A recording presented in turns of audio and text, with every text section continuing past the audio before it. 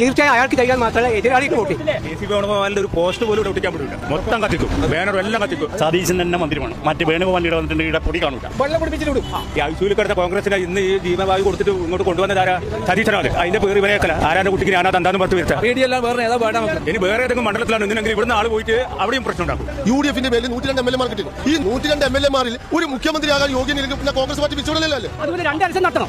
കോടിക്കണക്കിന് നഷ്ടം വരുന്നത് അതുകൊണ്ട് പരക്കുന്നുണ്ടെന്ന് വിശ്വസമല്ല. ഒരു സീറ്റ് പോയാലും ചെയ്യില്ല, തോറ്റിരിക്കും.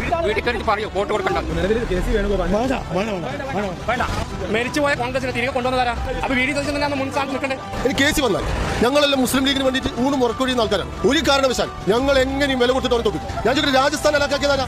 ഇതേ ചപ്പോടെ അയാൾ തോപ്പിക്കും. എനിക്കുള്ള കേസ് നമ്മൾ തോപ്പിക്കും. അയാൾ തുരത്തു വിടുന്നു. വീടിന് മുഖ്യമന്ത്രിയാണ് ഉദ്ദേശം. വീടിന് മുഖ്യമന്ത്രി ഉദ്ദേശം.